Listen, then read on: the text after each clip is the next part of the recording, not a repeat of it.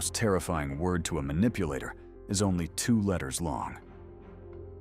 When you explain your no, you are negotiating. When you don't explain it, you rule. From the moment we learn to speak, society begins programming us with a deeply flawed, highly dangerous piece of psychological code.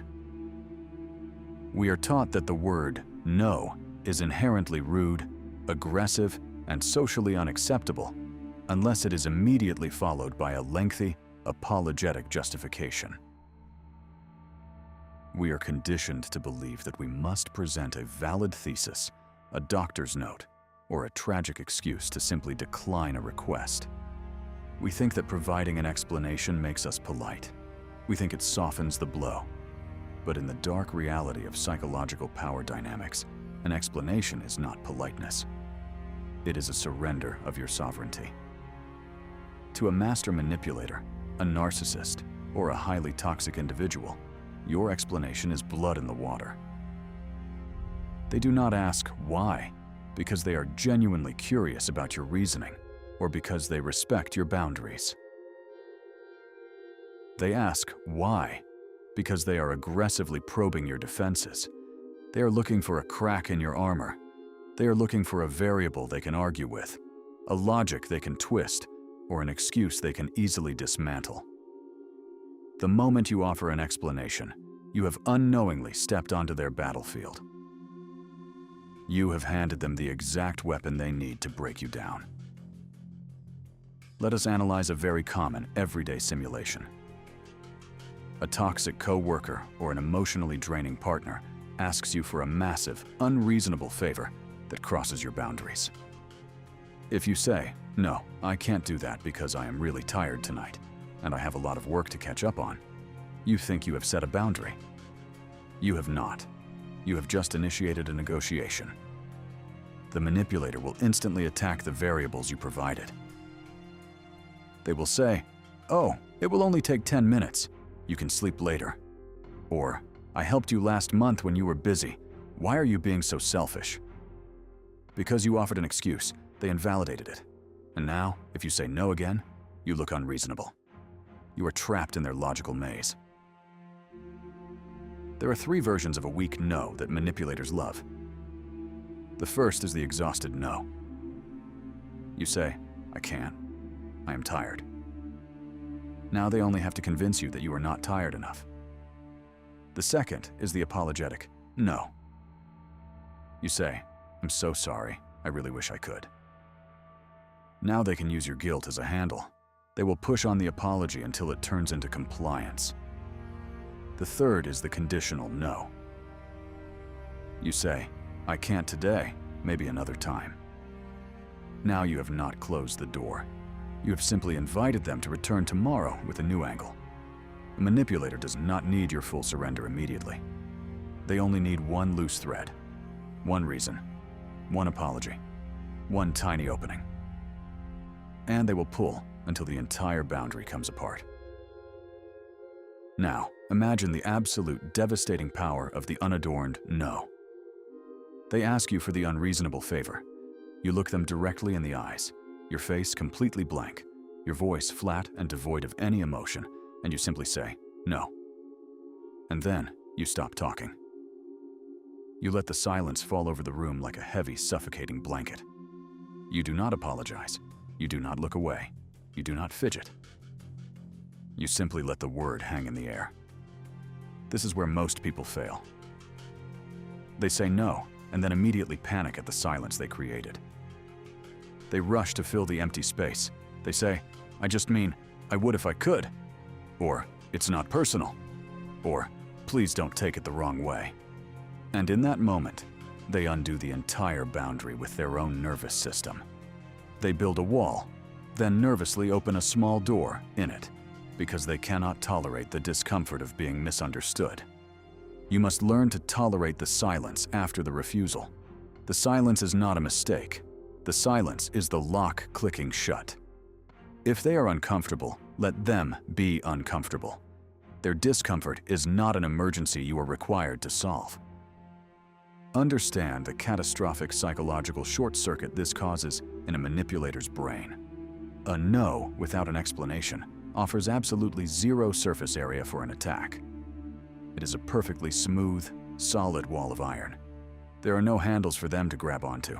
There are no variables to debate.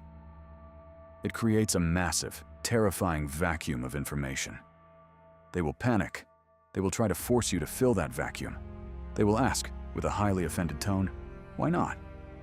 And this is where the sovereign mind executes the ultimate checkmate.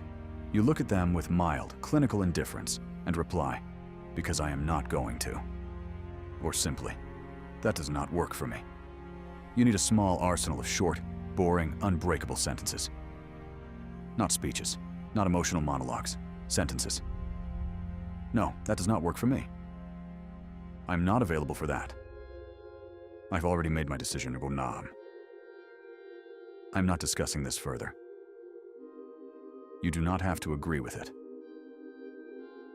Notice how none of these sentences invite debate. They do not offer a weakness. They do not explain the emotional weather inside your mind. They do not give the manipulator a courtroom where they can cross-examine your boundary. They are boring on purpose. A boring boundary is a strong boundary. It gives the manipulator nothing to feed on. You must understand that a complete sentence does not require an apology. No is a complete sentence. When you refuse to explain yourself, you are sending a profoundly threatening message to their fragile ego. You are communicating, non-verbally, that you do not require their understanding, their permission, or their approval to exist and make choices. You are telling them that your boundaries are absolute, non-negotiable laws of physics, not mere suggestions up for debate. To a person who survives by controlling others, realizing they have zero jurisdiction over your actions is the ultimate, terrifying nightmare. They will retaliate. Be prepared for this. Because they cannot argue with your logic, they will attack your character. They will call you arrogant. They will call you cold, heartless, and deeply selfish. They will try to use societal guilt to force you back into submission. Let them. Let them throw their pathetic tantrums. Let them label you whatever they want. Their anger is not a sign that you did something wrong. Their anger is the ultimate, undeniable proof that your boundary is working flawlessly. They are angry because the remote control they used to use on you is completely broken. Mastering the unadorned no requires you to kill the people-pleaser inside you.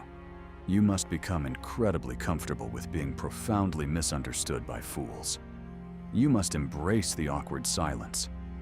Every time you say no without an explanation, you are buying back a piece of your soul. You are reclaiming your highly valuable time, your vital energy, and your absolute sovereignty. The world respects those who respect themselves.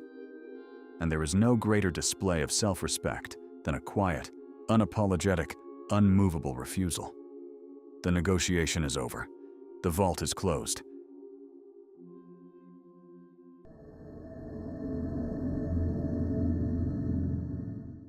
You will always be the villain in the story of someone who couldn't manipulate you. Stop fighting the label, embrace it, and watch your invisible chains fall to the ground. One of the deepest, most universal human desires is the need to be understood. We have a profound, desperate biological urge to be seen as the good person. We want our intentions to be recognized as pure. We want people to like us, to validate our morality, and to agree that we are on the right side of history.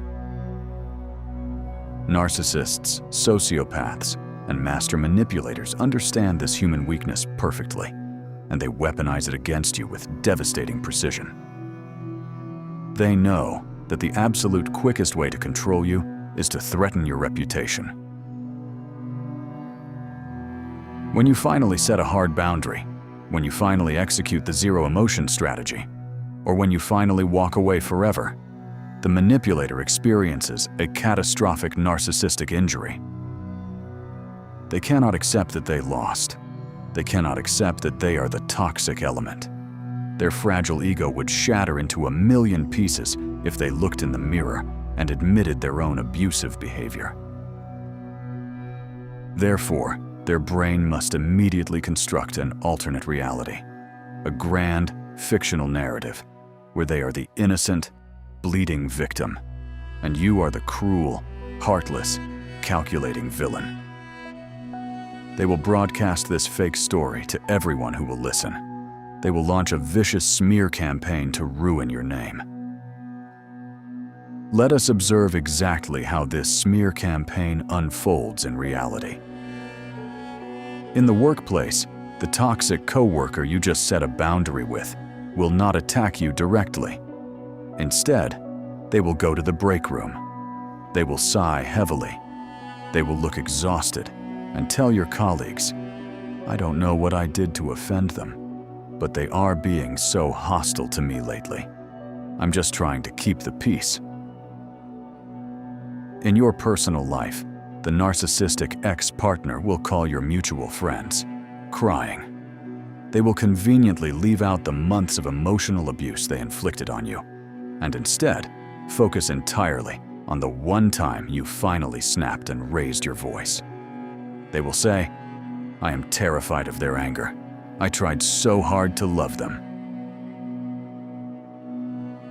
This is a highly calculated performance. They are actively recruiting flying monkeys, the naive bystanders who will do their dirty work for them. These bystanders will absorb the fake narrative, feel a false sense of righteous indignation, and slowly begin to distance themselves from you. You will feel the temperature in the room drop when you enter. You will notice the uninvited whispers. This is the exact moment where 99% of people fail. When they hear the lies being spread about them, their ego screams in agony. Their good person complex kicks into overdrive. They rush into the fray, frantically trying to defend themselves. They post long, emotional explanations on social media. They reach out to mutual friends to tell their side of the story. They present screenshots, evidence, and logical arguments, desperately begging the audience to see the truth. This is a massive, fatal strategic error. When you try to defend yourself against a smear campaign, you are still actively participating in the manipulator's game. You are proving to them that they still have the power to control your emotions and dictate your actions from afar. Furthermore, explaining yourself to a crowd that is eager to believe gossip is a total waste of your precious, finite energy. People who truly know you do not need an explanation. And people who believe the lies of a manipulator without ever asking for your side of the story are not your friends. They are an audience looking for drama.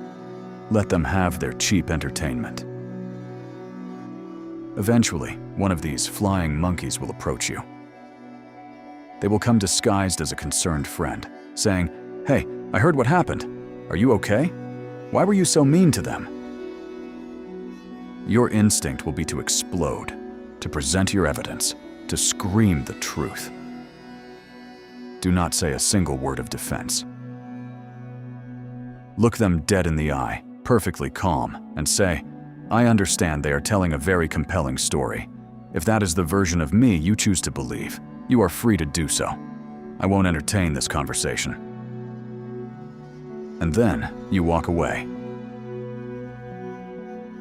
Imagine the absolute shock on their face.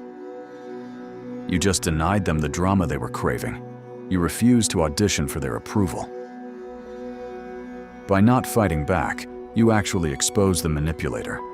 The flying monkey expected a monster, but instead, they found an unbothered, silent sovereign. The silence is deafening, and it forces them to question everything they were just told. The sovereign mind understands a profoundly liberating truth. The ultimate freedom lies in simply letting them think whatever they want. You must learn the dark, beautiful art of being perfectly fine with being the villain in someone else's delusion. When you completely surrender the need to control your reputation in the minds of fools, you become literally untouchable. Let them paint you entirely in black. Let them tell the world that you are cold, unforgiving, and deeply arrogant. Let them say you broke their heart. Let them cry their fake tears. What does their story actually cost you? Nothing. It only costs you if you value their opinion. When you stop valuing their completely irrelevant opinion, their smear campaign becomes nothing more than a pathetic dog barking at the moon. Think about the immense, terrifying power you gain when you simply shrug and say, "Okay, I am the villain. Now what?" The manipulator has no next move. Their ultimate weapon, social shame, has just shattered against your impenetrable indifference. You have stripped them of their only remaining leverage. Being the villain in a toxic person's story does not mean you are actually evil. It simply means you had the courage to build a fortress they could not conquer. It means you respected yourself enough to stop playing a rigged game. It is a badge of absolute honor. It is the scars of a sovereign mind. While they are exhausting themselves, running around town, desperately trying to convince everyone of their fake victimhood, you are sitting in absolute silence. You are resting. You are building. You are focusing entirely on your own empire. You have reclaimed the narrative by refusing to write a single word in it. Let them keep their cheap sympathy from the crowd. You keep your quiet, absolute sovereignty. The next time you hear that someone is spreading a toxic rumor about you, do not flinch. Do not prepare a defense. Smile in the dark. Embrace the shadows. Walk quietly into the freedom of being the villain they can never, ever reach. The peace is worth the infamy.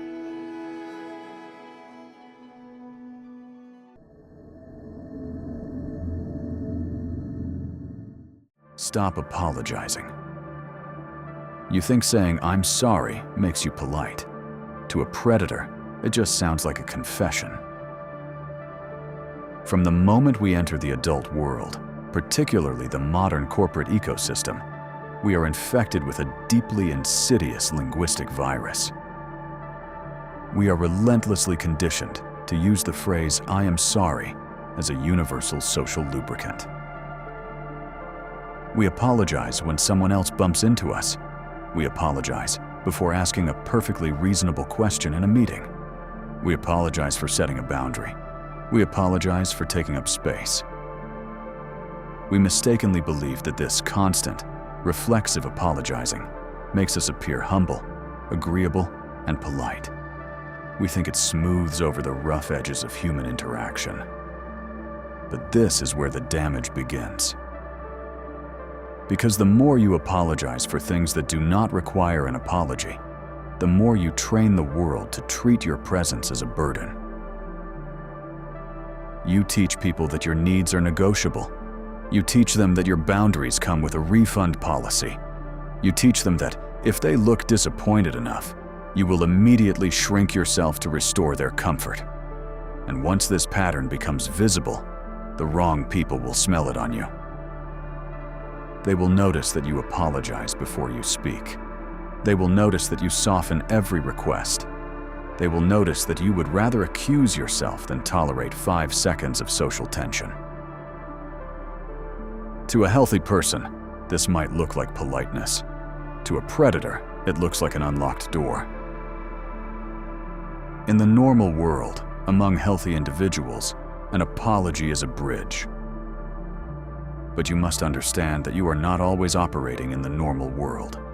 When you are dealing with a narcissist, a toxic boss, or a master manipulator, an apology is never a bridge. It is a loaded weapon that you are willingly handing to your own executioner. To a predatory mind, your casual "I am sorry" does not register as politeness. It registers as a binding legal confession of guilt.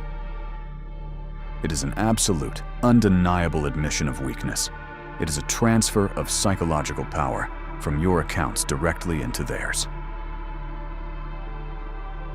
Let us break down the exact mechanics of this trap. Manipulators are incredibly skilled at manufacturing situations where you feel slightly off balance. They might sigh heavily when you hand in a project, or give you the silent treatment for a perceived slight.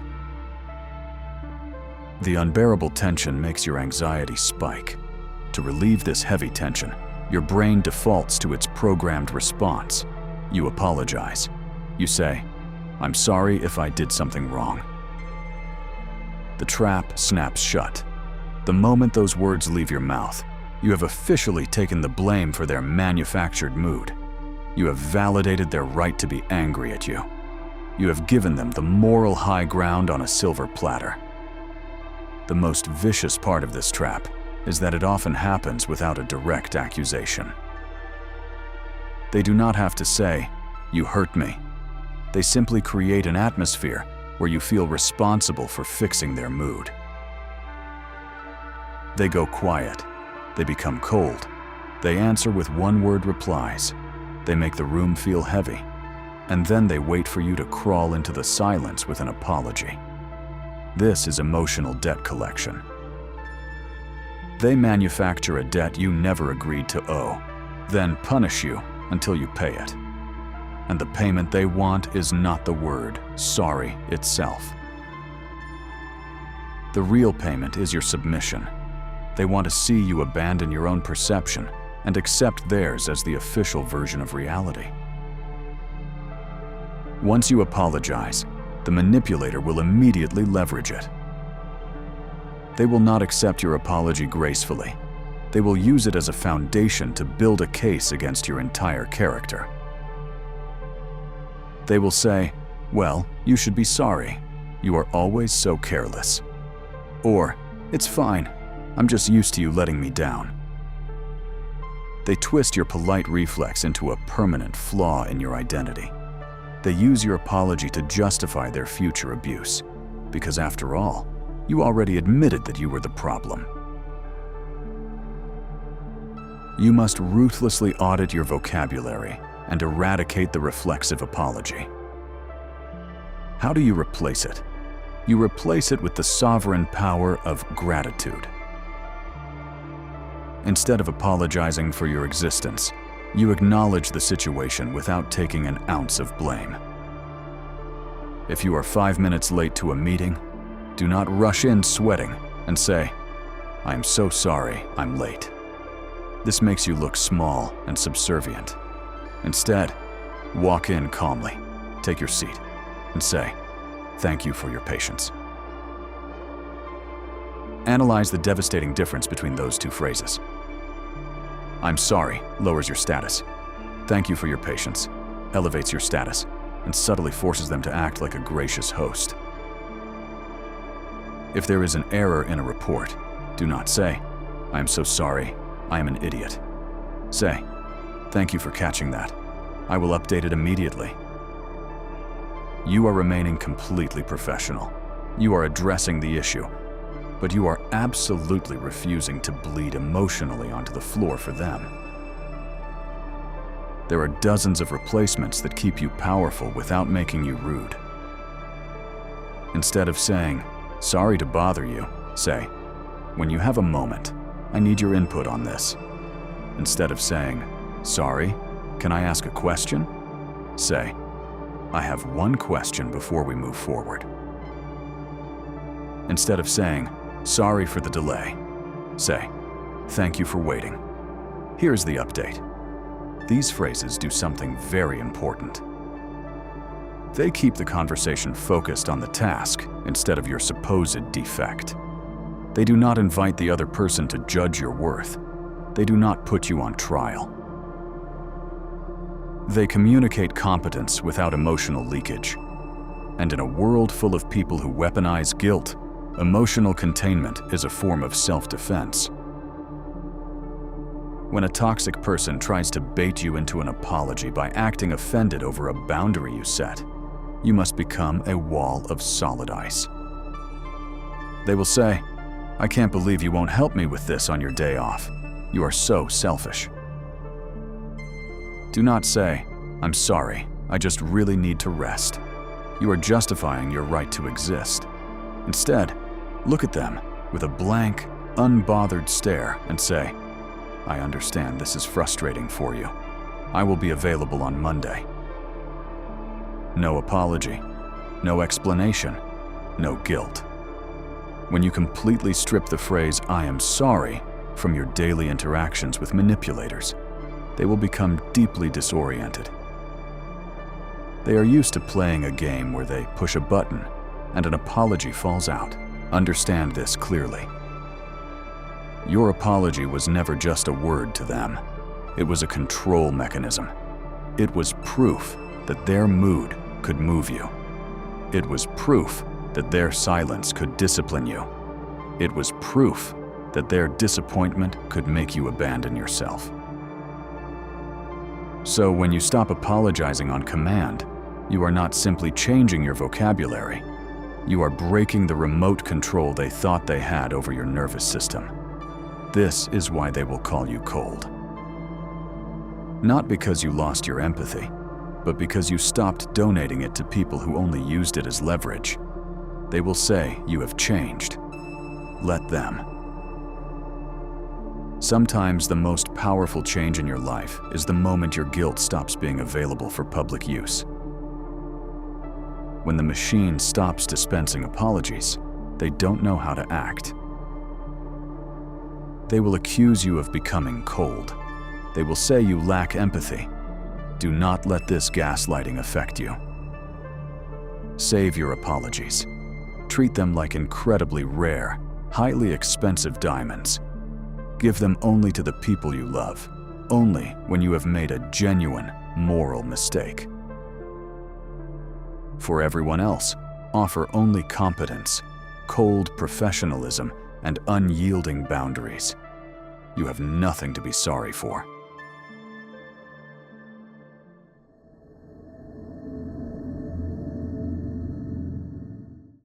Their urgency is not your emergency. When a manipulator speeds up, the ultimate power move is to drastically slow down. One of the most effective, highly damaging weapons in the arsenal of a master manipulator is the manufactured emergency. You see this constantly in toxic workplaces and dysfunctional relationships. The frantic boss who demands a completely unreasonable task to be done by 5 p.m. on a Friday. The dramatic partner who sends a barrage of hysterical text messages, demanding an immediate response to a problem that does not actually exist. They are intentionally injecting high-voltage chaos into your peaceful environment, and they are doing it for a very specific, dark psychological reason. Understand the ego behind the chaos. For a covert narcissist or a toxic manipulator, peace is terrifying. In a peaceful environment, they are ordinary.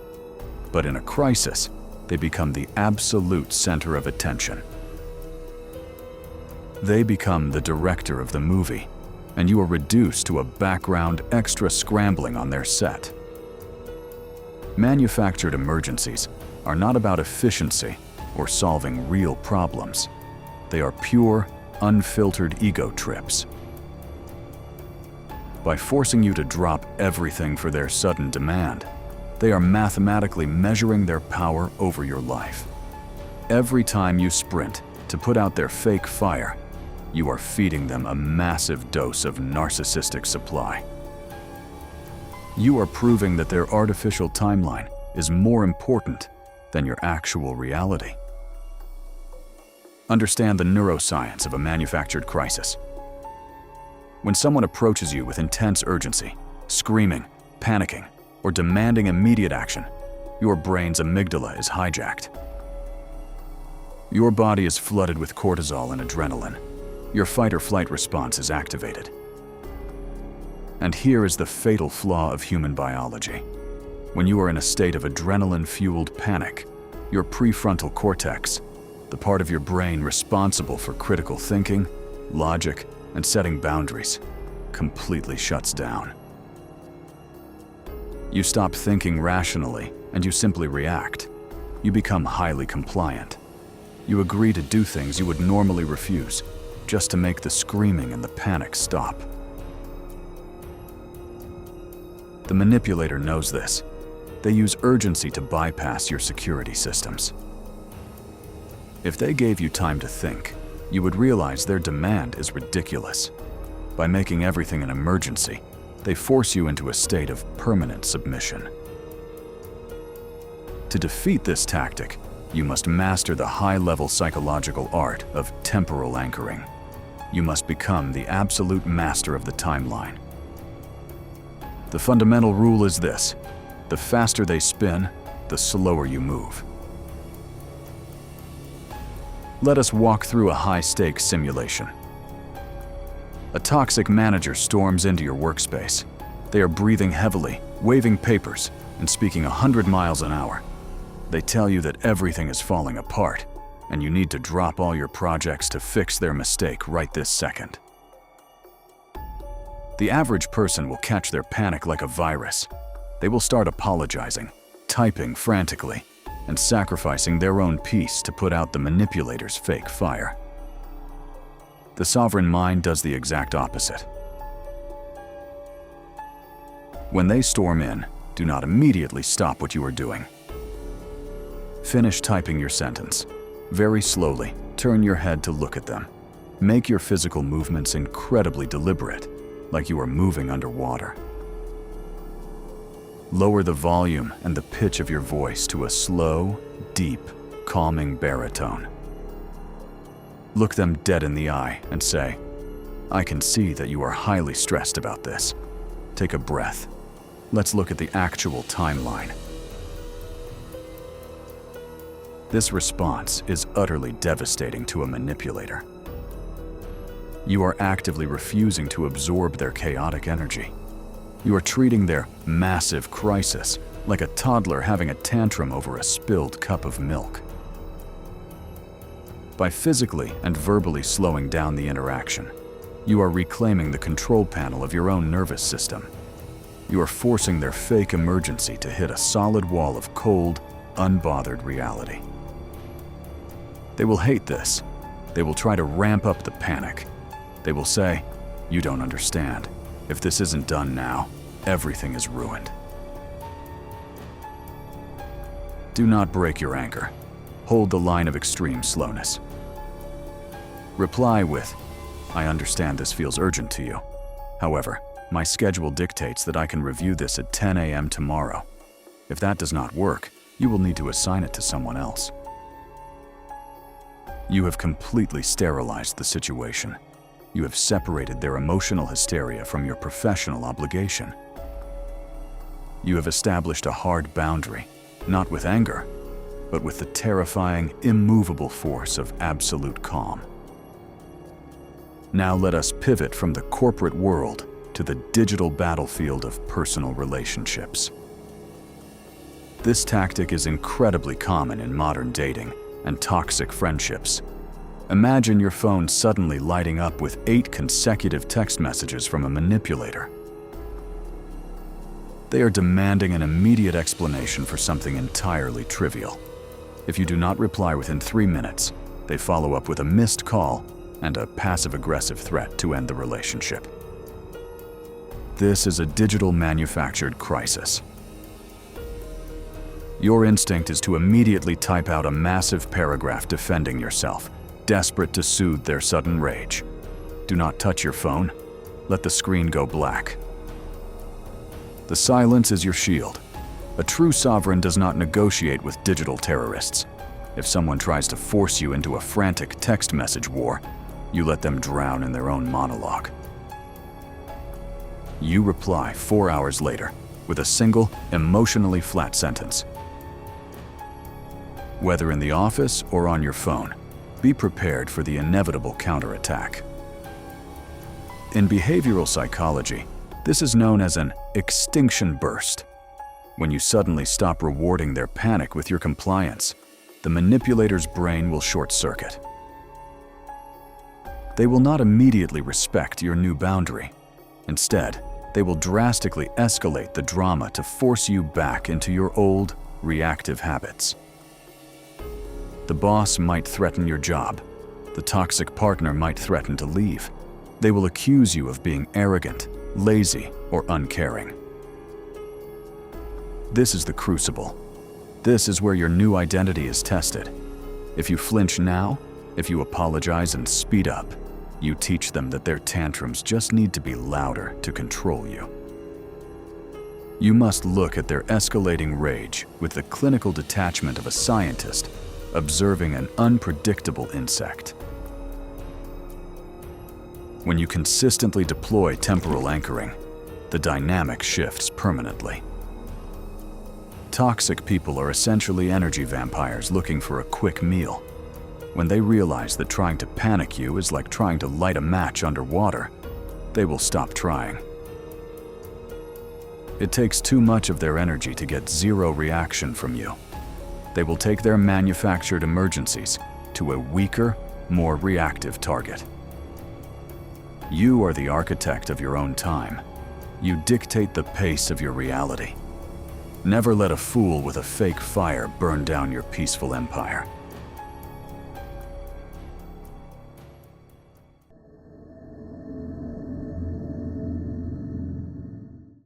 The desire to be liked is a disease that will make you a slave to everyone.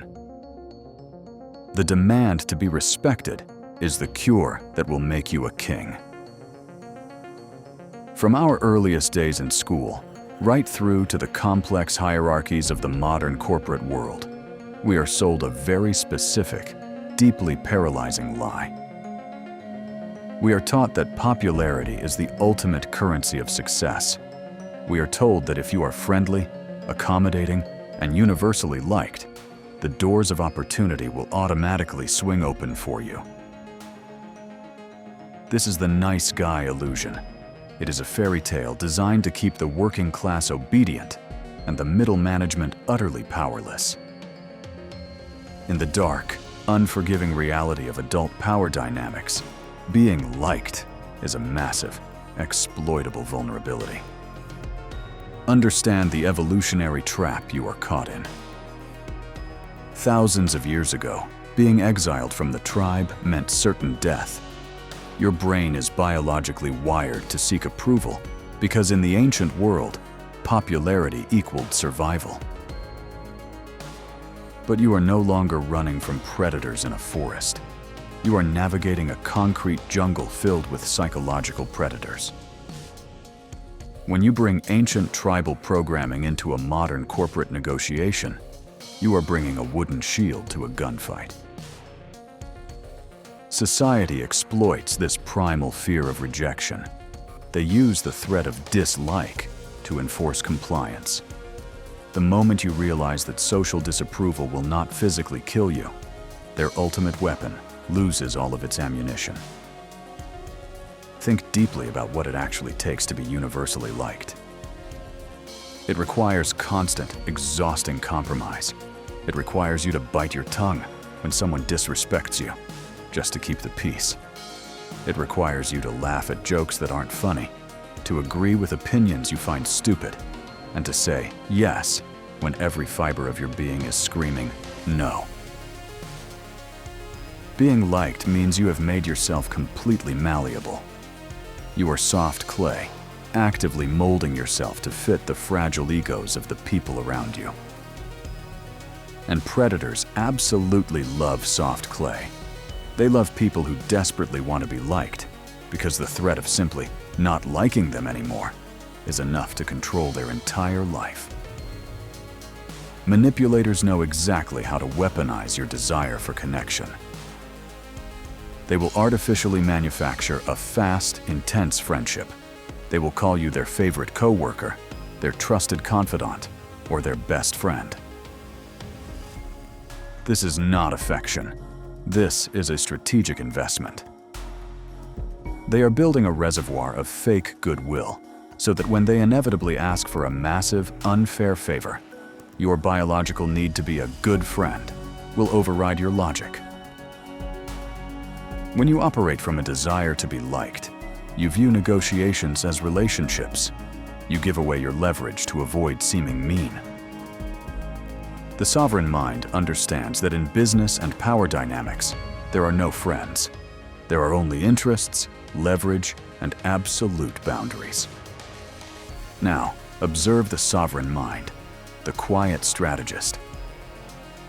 They have completely abandoned the pathetic, childish pursuit of popularity. They have traded the cheap plastic currency of being liked for the heavy, solid gold of being respected. Understand this profound difference.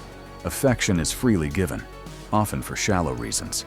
Respect must be extracted. It must be commanded.